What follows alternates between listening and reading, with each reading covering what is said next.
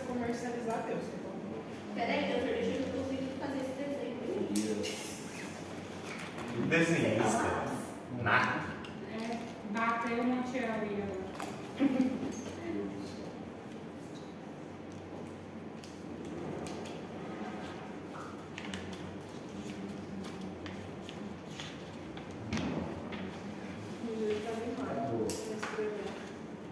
Porque tá com vontade de dar aula. Tá animada, né? Quantos reais que você tomou hoje? Super animado. Nossa. Bora. Vamos continuar de onde a gente parou então, que foi via lagrimal. Em via lagrimal a gente falou sobre o sistema de produção, que é a glândula lagrimal principal, que é uma glândula orbitária, está localizada no quadrante anterior, superior e lateral da órbita. Se encarrega da produção de lágrimas aquosas. A lágrima aquosa corresponde a 95% de todo o filme lagrimal. 5% restante fica para a glândula de meibômio, que é a glândula que faz uma secreção lipídica, e um mínimo de secreção é a partir das células da capa da córnea, que produzem uma secreção mucosa. Então a gente tem 3 tipos de lágrima que compõem esse filme lagrimal: aquosa, mucosa e lipídica, sendo a aquosa a mais importante e é produzida pela glândula lagrimal principal. Ela produz toda essa secreção e essa secreção é vertida até o filme lagrimal, que fica nessa superfície do globo ocular, cumprindo funções como lubrificação, proteção e oxigenação da córnea. Como que ela oxigena a córnea? O oxigênio que está na atmosfera se dissolve nesse filme lagrimal e dessa maneira é aportado à superfície da córnea. Esse filme lagrimal tem que ser drenado para algum lugar. Se não for drenado, o paciente lacrimeja, correto? Então, a gente tem os pontos lagrimais, que são esses pontos que a gente consegue observar na fenda palpebral. Se você reverter a pálpebra, você vai ver que tem um pontinho na pálpebra inferior e um na pálpebra superior. Eles são os pontos de drenagem. É aí que entram essas lágrimas e passam através dos conductílios superior e inferior, que se juntam no conductílio comum, desemboca toda a secreção aqui no saco lagrimal. O saco lagrimal é muito importante a gente conhecer a anatomia dessa via lagrimal, porque existem processos inflamatórios agudos onde estão afetadas a via lagrimal propriamente dita. Se a gente tem um processo obstrutivo a nível do canalículo comum, gera-se um quadro que a gente conhece como canaliculite. A canaliculite pode ser aguda ou crônica. Se esse cálculo que causou a obstrução consegue passar e obstruir aqui embaixo, no meato nasal, no final do conduto lacrimonasal, o que se gera uma dacriocistite. Essa obstrução é embaixo. Cistite. É quando a obstrução está no duto lacrimonasal. Esse duto lacrimonasal é o que leva toda essa secreção até o meato inferior do nariz. Fica por baixo da concha nasal inferior. Lá em anatomia, a gente via as conchas nasais e via que ela servia para umedecer, aquecer e filtrar o ar que a gente respira. Como que umedece? Através dessa secreção lagrimal que é jogada aqui no meato inferior do nariz. Em alguns processos também, quando a gente tem uma distensão desses meatos, desse duto, aliás, é comum pacientes terem processos de via aérea superior e secundário a esses processos de via aérea superior, quando vai assoar o nariz, por exemplo, ter refluxo de catarro pelo ponto lagrimal, por causa dessa comunicação, se essa comunicação for muito distendida anatomicamente. Quando o paciente chora muito, que dá aquela... parece que está saindo um ranhozinho, não é que está saindo ranho, está saindo literalmente a lágrima que foi produzida e drenada até o meato do nariz, através do duto lacrimonasal. Isso é via de drenagem lacrimal. Foi até aí que a gente deu a aula passada, né? Alguém está com o slide aberto? Abre aí, então. Mexendo no celular. Ao invés de abrir o slide. Abre aí. Vocês têm o drive já, velho? Não lembro quem vem depois.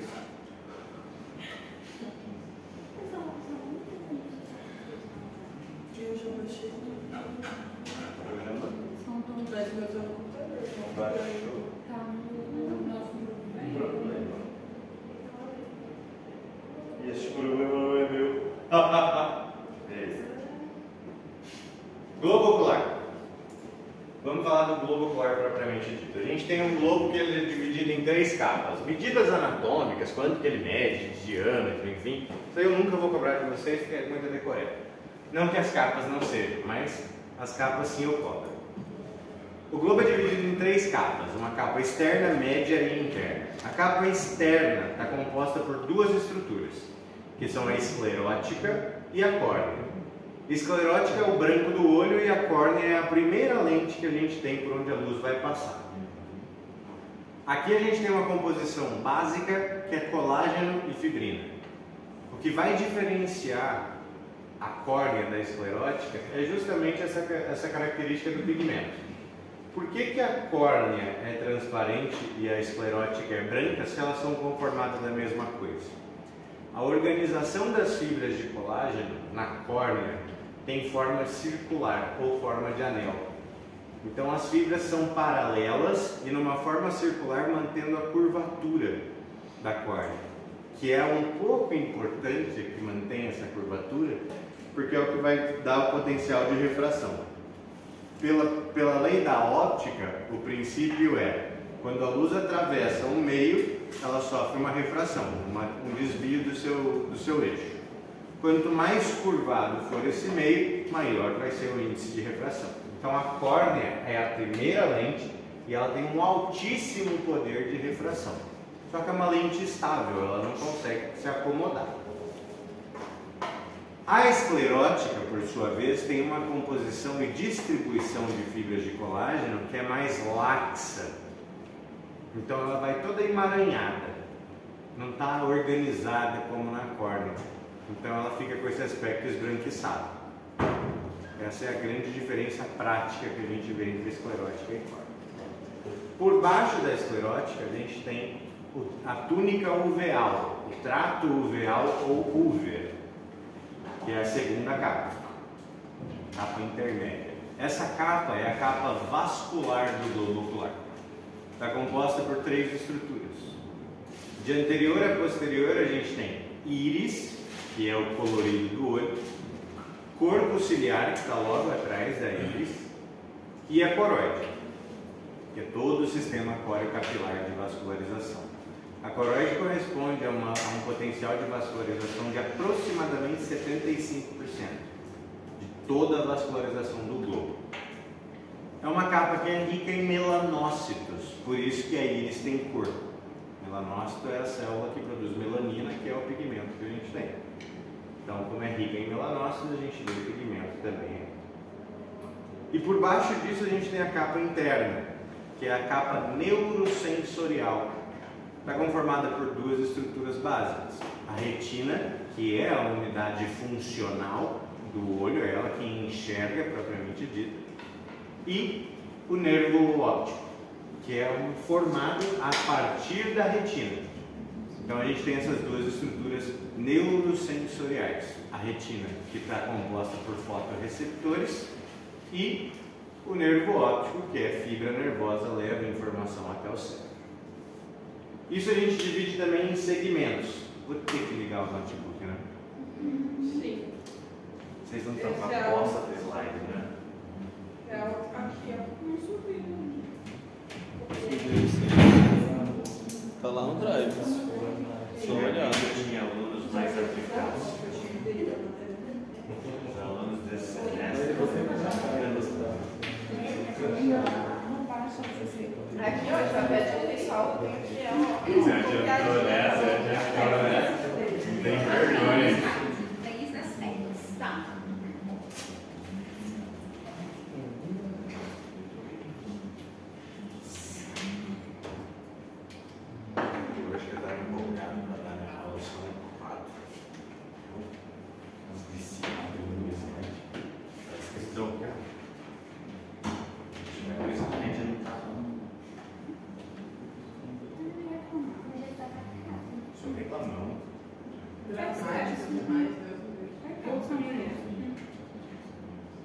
casa dela que eu reclamo. Mas não foi usado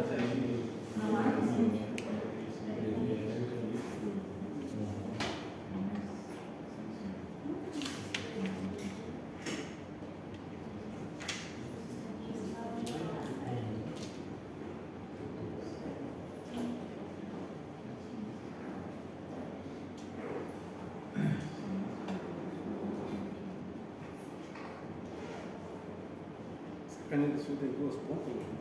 Tem. Não? Não é grossa. Que loucura.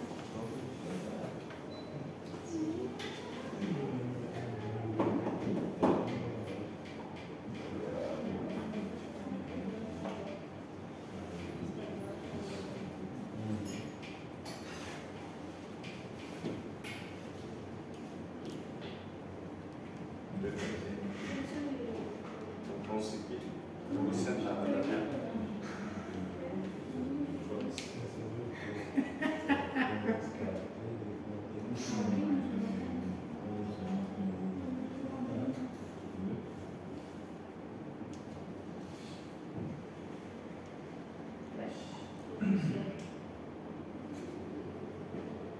As capas do globo ocular.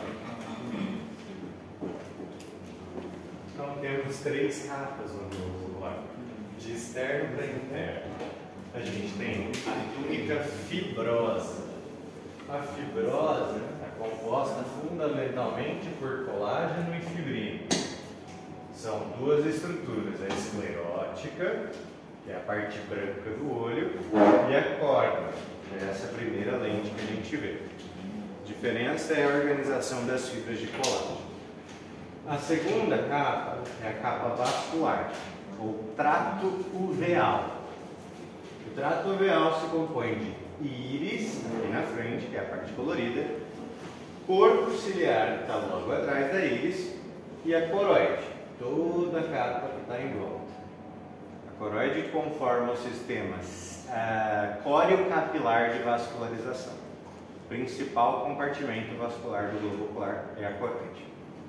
E a capa mais interna é a retina, toda essa parte amarelinha, e o nervo óptico. Retina é a unidade funcional, é ela quem enxerga, e o nervo óptico leva toda essa informação até o córtex cerebral. Para processar a imagem e a gente efetivamente vê. Falando da córnea propriamente dita, tem 5 capas.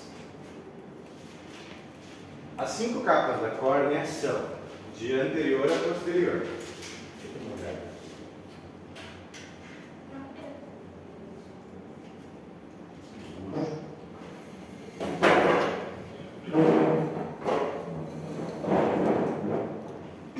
São 5 capas, de externo a interno ou anterior a posterior.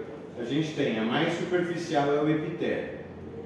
O epitélio tem uma característica interessante que a gente precisa saber também para ocasiões clínicas recorrentes. O epitélio é composto por 3 tipos de células. O nome das 3 tipos de células não precisa que vocês saibam, não é tão importante, mas são as basais, as alares e as superficiais planas. O que eu preciso que vocês saibam é o ciclo de reepitelização.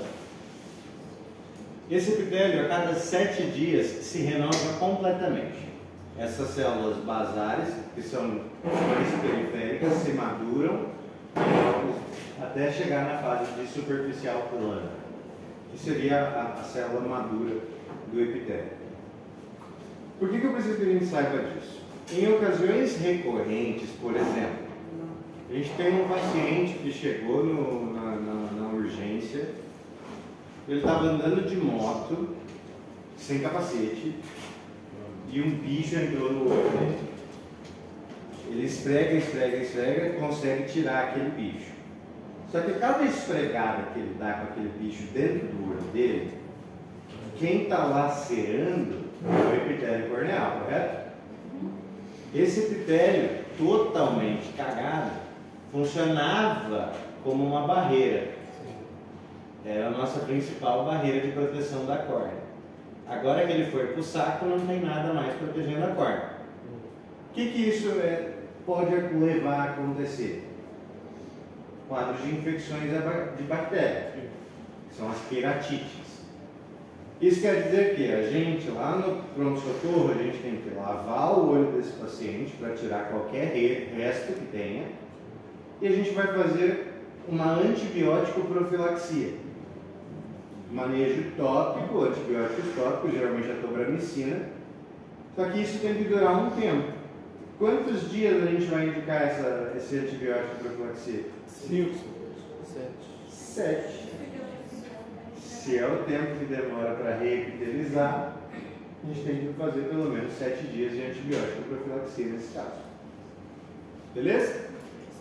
Por baixo do epitélio a gente tem uma lâmina basal. Em qualquer epitélio do teu organismo sempre tem uma lâmina basal. A lâmina basal, nesse caso, é a membrana de Bowman. A membrana de Bowman é matriz extracelular, também é colágeno aqui. A função dela é justamente essa, servir de sustentação ao epitélio. Por baixo dela a gente tem o estroma. O estroma sim é importante.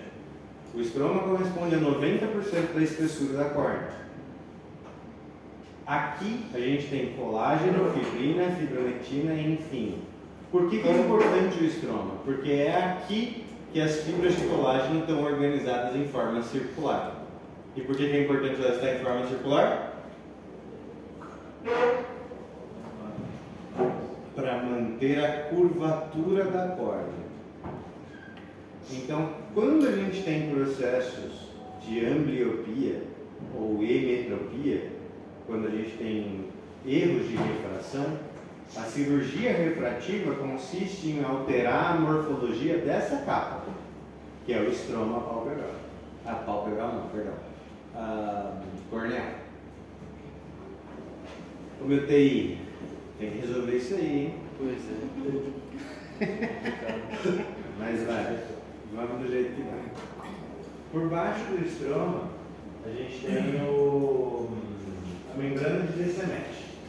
A membrana de Descemet é um equivalente à membrana de Bowman, que está lá em cima como lâmina basal, só que ela serve de sustentação para o endotélio. Também colágeno? Também colágeno. Só que ela serve de sustentação para o endotélio. Endotélio é a capa mais interna. Ela está em contato com o líquido da câmara anterior, que é o humor aquoso. Oxi. Aqui, pessoal, o endotélio sim cumpre uma função que é bastante importante também, que é a função de deturgência. O que é deturgência? Ela mantém a córnea seca. Como na parte interna ela está em contato com o líquido, que é o humor aquoso, se ela não fosse hidrofóbica, ela ia reter umidade na superfície. E por que isso não pode acontecer? Não que ela ia inchar. Ia embaçar. Ela ia ficar opaca. Ela ficando opaca, a luz não passa, o cara não consegue enxergar. Então, qual é a função do endotélio? Manter a córnea seca. Beleza? Essas são as características específicas. No slide está lá tudo bem. O que é o epitélio, o que é Bowman, o que é estroma, parará. Mas eu falei, eu preciso que vocês saibam. Aí vem o limbo. O limbo é a estrelinha do segmento anterior. Faltou falar sobre isso. Vou voltar. Além de dividir o globo ocular em câmaras, a gente divide, aliás, em capas, a gente divide em câmaras e segmentos. Tudo que está entre a córnea e a íris é a câmara anterior. Tudo que está entre a íris e o cristalino é a câmara posterior. Se a gente divide o globo ocular através do cristalino, a gente tem dois segmentos: o segmento anterior e o segmento posterior. Segmento anterior nada mais é do que câmara anterior mais câmara posterior. Tudo que está entre córnea e íris e cristalino. Esses dois juntos são o segmento anterior. e o segmento posterior está conformado pela câmara vítrea. Diferença prática entre câmara anterior, aliás, em segmento anterior e segmento posterior é o líquido que ocupa essas cavidades. O líquido que ocupa o segmento anterior é o humor aquoso. Enquanto que aqui atrás, na câmara vítrea, quem ocupa é o humor vítreo.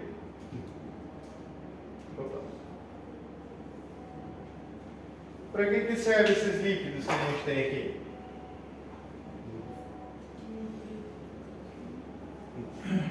O humor aquoso tem uma função de nutrição tanto para a córnea, que é a vascular, como para o cristalino, só que na parte anterior do cristalino.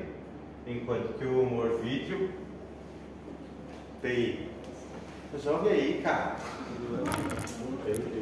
Enquanto que o humor vítreo nutre o cristalino na parte posterior do mesmo. Só que, além dessa função de nutrição, esses dois líquidos desempenham uma função importante, que é a função de barreira hematoaquosa. O que é barreira hematoaquosa? É um meio líquido que impede que o sangue entre nessas cavidades. Por que não pode ter sangue nessas cavidades?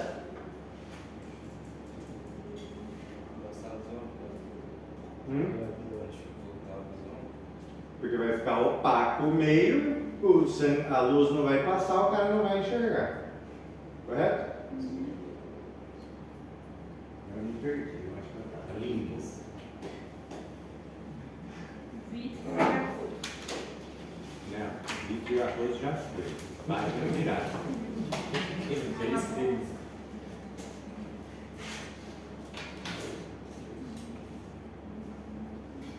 O limbo é uma das estruturas mais importantes que a gente tem no segmento anterior. Ele fica localizado no seno camerular.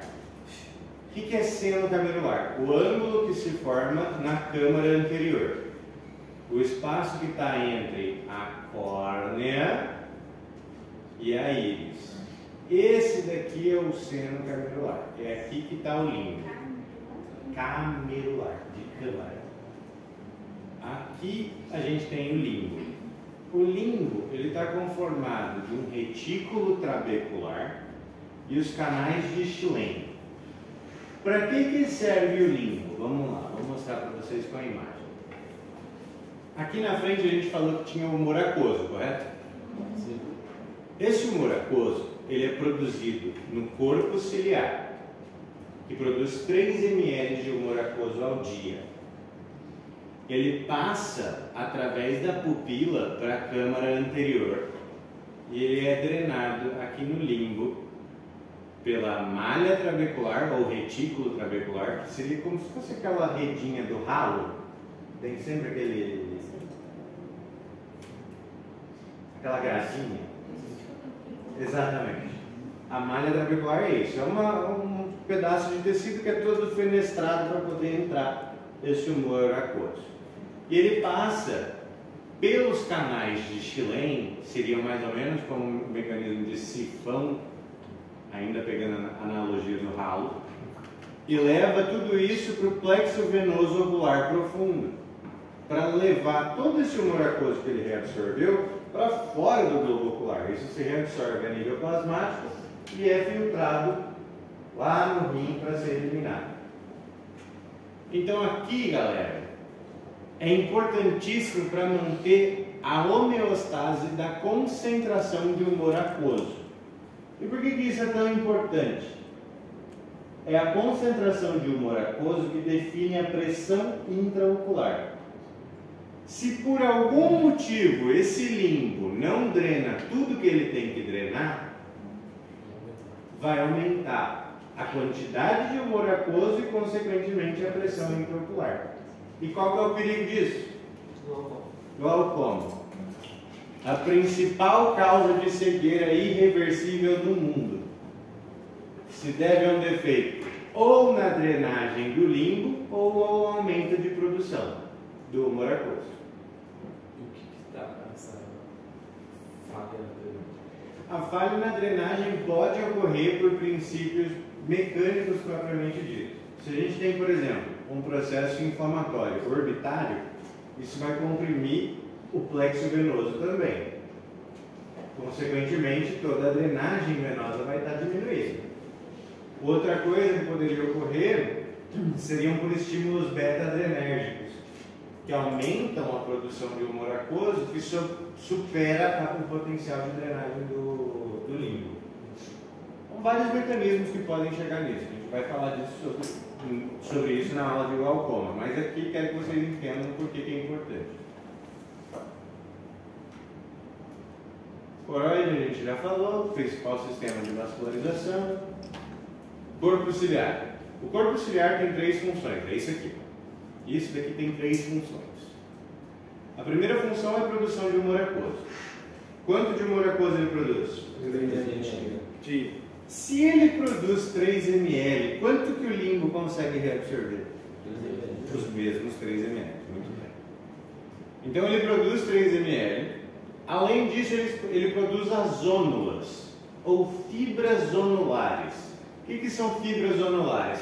São como se fossem cordões ligamentosos, que a gente vê aqui nessa imagem, parece essas teiazinhas de aranha, que saem do corpo ciliar e se aderem à superfície do cristalino, que é essa lente que tem aqui atrás.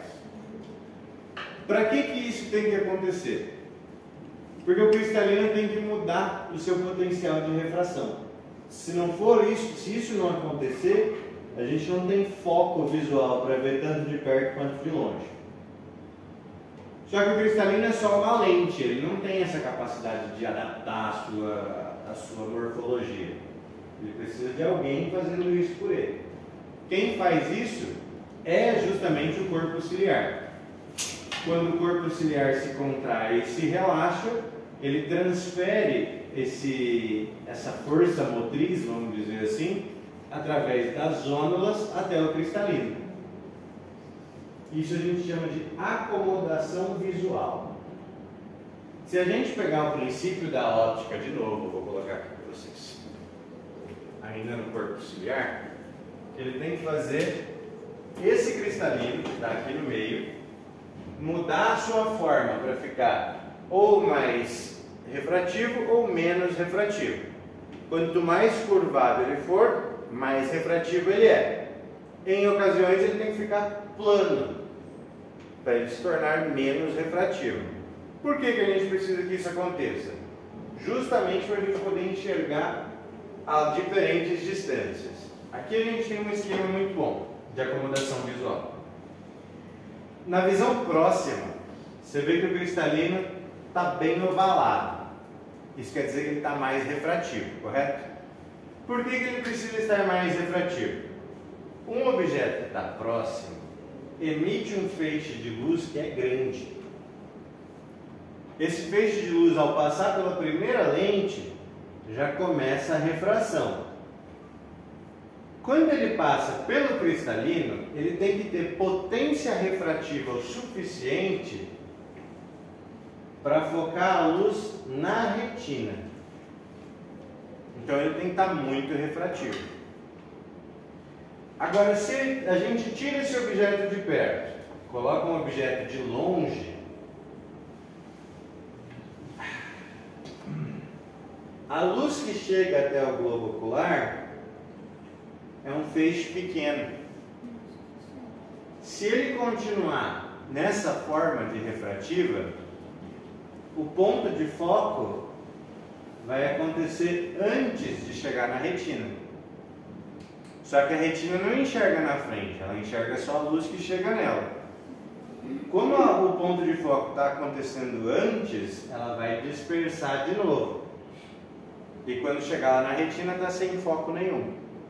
O que o cristalino precisa fazer para compensar a distância que mudou? Ele precisa ficar menos refrativo. Como que ele faz isso? Ficando plano. Então, nessa ocasião, o músculo ciliar, que dá a sustentação para esse cristalino, vai relaxar.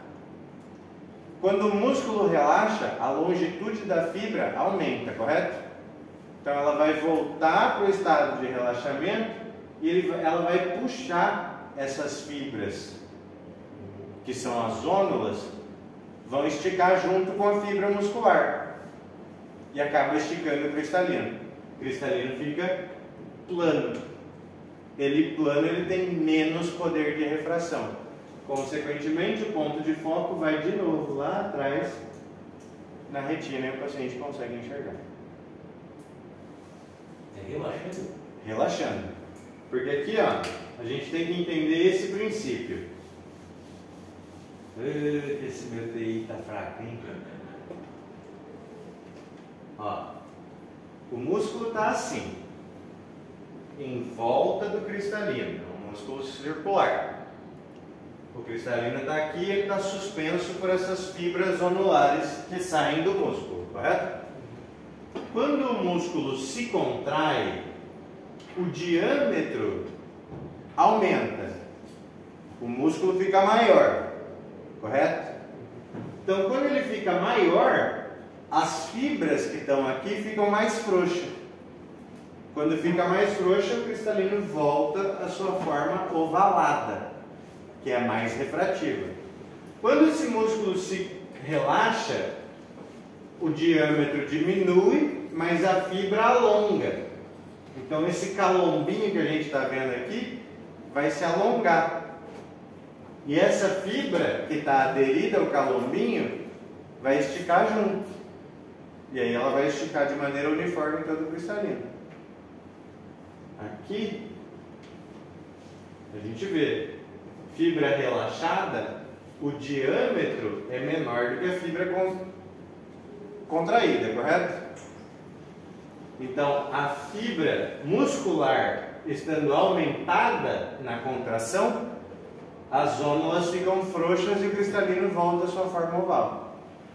Quando o músculo relaxa, a zônula fica tensa, porque está sendo esticada pelo músculo que relaxou, e o cristalino fica plano. Dá a impressão.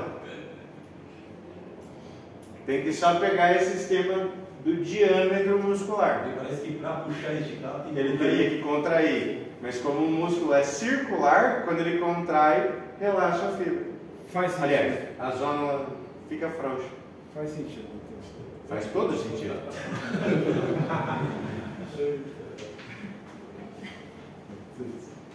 Duas coisas que eu tenho um nojo é isso, tá vendo? Não faz sentido e é verdade. É verdade, me irrita profundamente. Por que eu vou mentir? Não, eu tô falando que faz sentido por conta da vibração, que ficava realmente. Lógico que faz sentido, é o que acontece. Fica maior. Porra. É a força do lado. Aí a gente vai para íris. É verdade. A íris é a parte colorida do olho e ela tem uma função essencial que é controlar a quantidade de luz que entra nesse olho para a gente poder enxergar. Por isso que quando a pessoa tem o olho claro, constantemente refere que tem fotofobia. Não é frescura, não é para se aparecer. Que eu tenho olhos verdes. Não é isso, é verdade. Viu? Se a gente for falar de uma maneira prática, o olho, quando é claro, ele não consegue cumprir essa função de controlar a quantidade de luz que entra. Correto? Então entra mais luz, o paciente refere fotofobia. Quanto mais pigmentado for, maior é a função. Quer dizer, quem tem o olho claro tem uma disfunção da íris.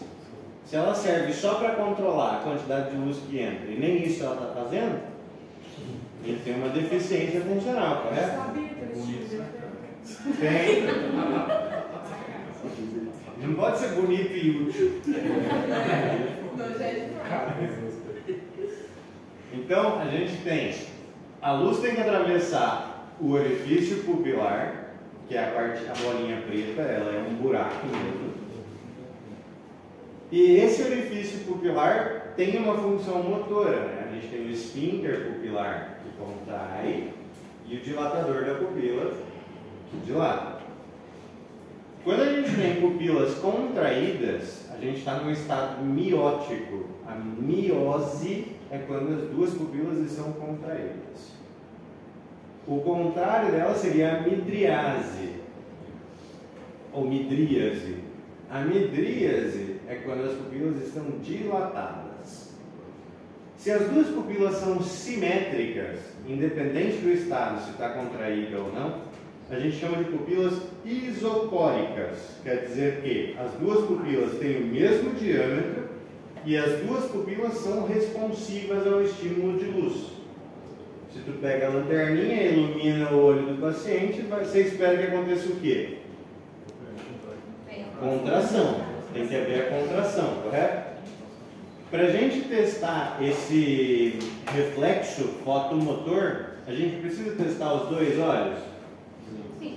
Não. Porque o reflexo é simétrico.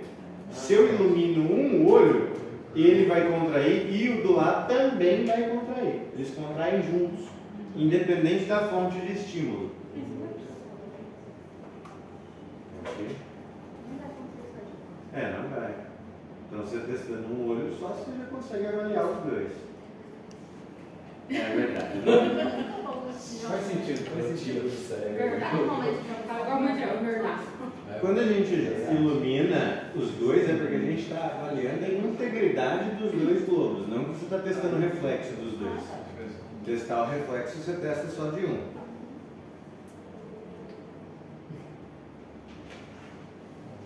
Presta atenção na pupila. Estimulando um só, o outro também contrai. Quando não tem a necessidade de você testar os dois, porque o reflexo é sempre simétrico, se a gente estiver falando de pupilas isocóricas. Agora, se eu testo um e a outra não responde, a gente tem uma assimetria, correto? E a assimetria a gente refere como anisocoria. Quando a gente vê pupilas assimétricas, o que a gente pensa? Não, tem A gente tem pupilas anisocóricas. Tá, e se o paciente chegou andando no teu consultório, referindo para o doutor, olha essa desgraça que está Não, droga vai ser os dois. Droga é bilateral. Droga é mais droga assim. Se o cara acordou, sentiu que estava um olho incomodando, foi lá, pegou o primeiro colírio que ele achou, pingou no olho que estava incomodando, se esse colírio for cicloplégico, ele vai ter uma alteração da pupila desse olho. E ele vai chegar louco, porque ele vai pôr no Google pupilas assimétricas, traumatismo crânioencefálico, traumatismo de base de crânio, vai ter um tumor no orbitário comprimindo. Tudo isso pode acontecer, realmente. Mal desse cara é porque ele usou um colírio.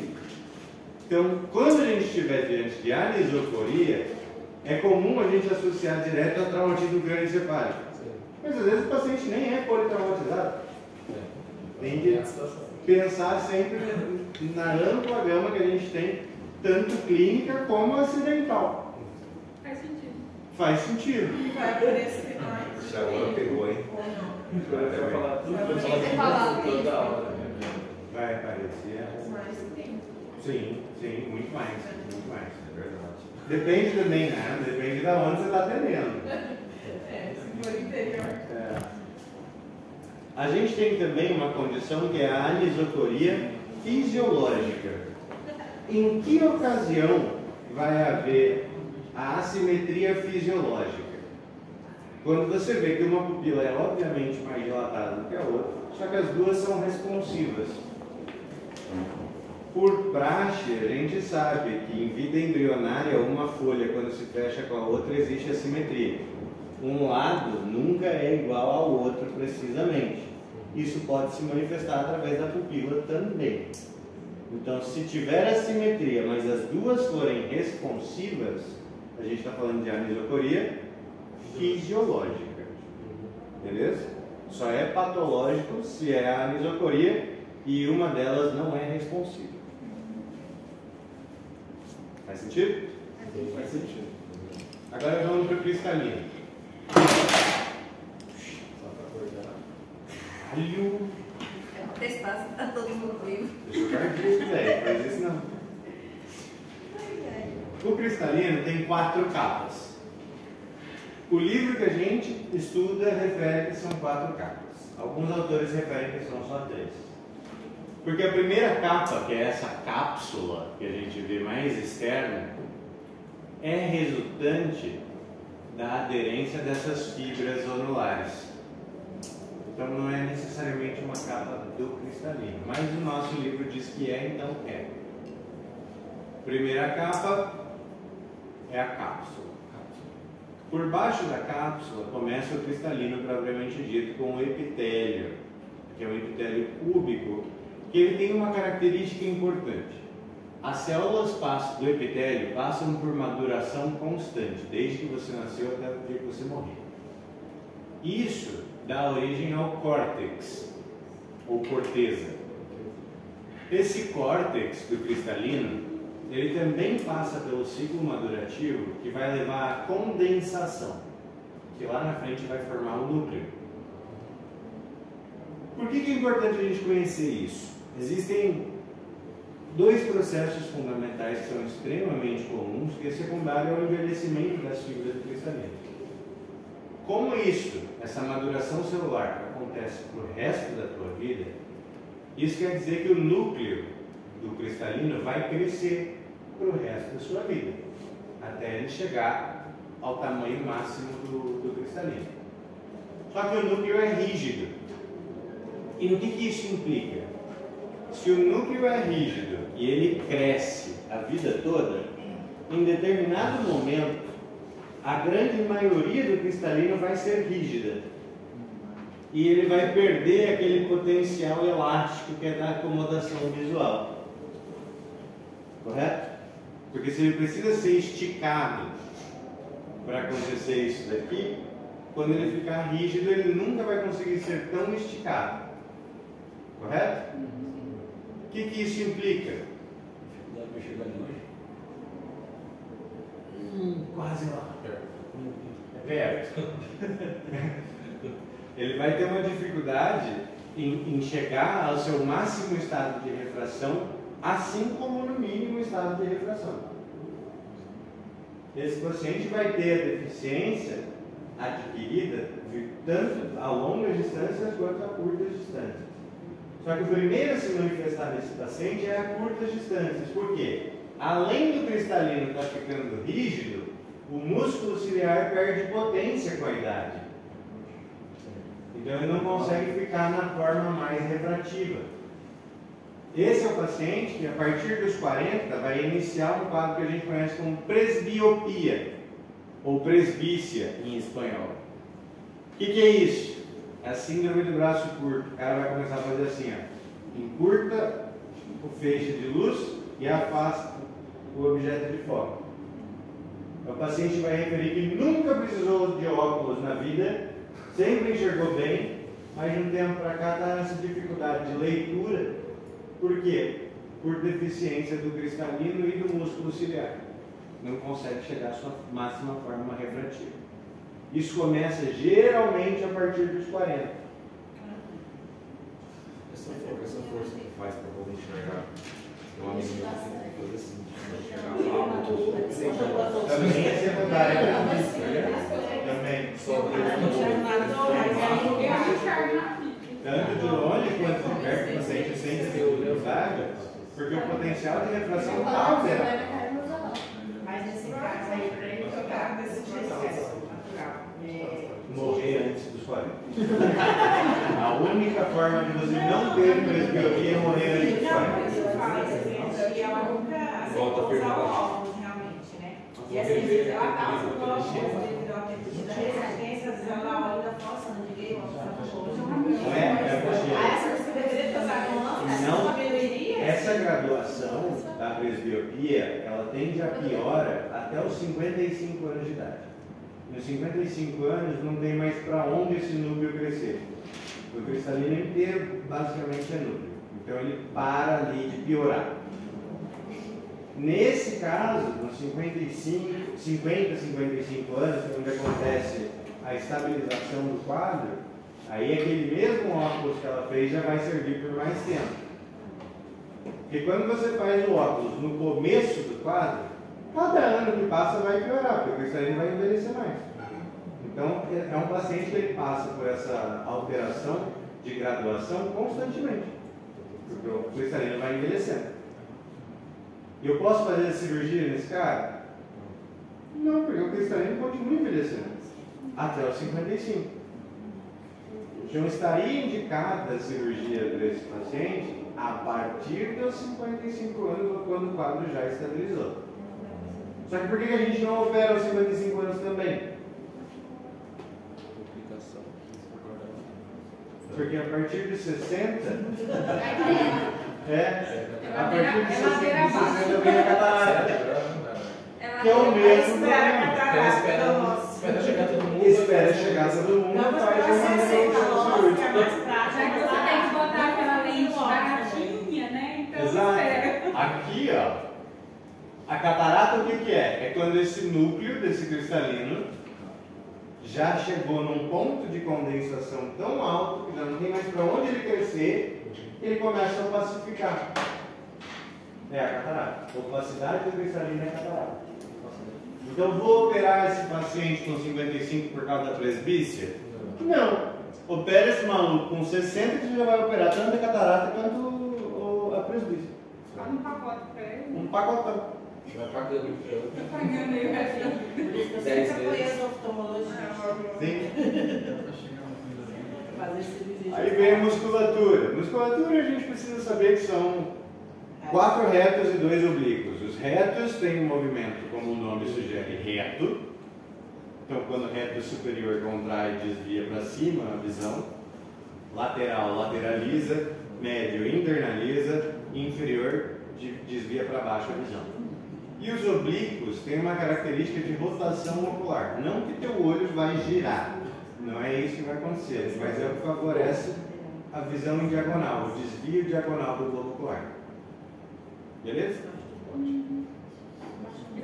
Essa daqui chegou no Grácia. É verdade. É verdade. Verdade. Tem que falar como não É verdade? Agora é reunião. Verdade. Aula de oftalmologia dia 5/3, anatomia ocular.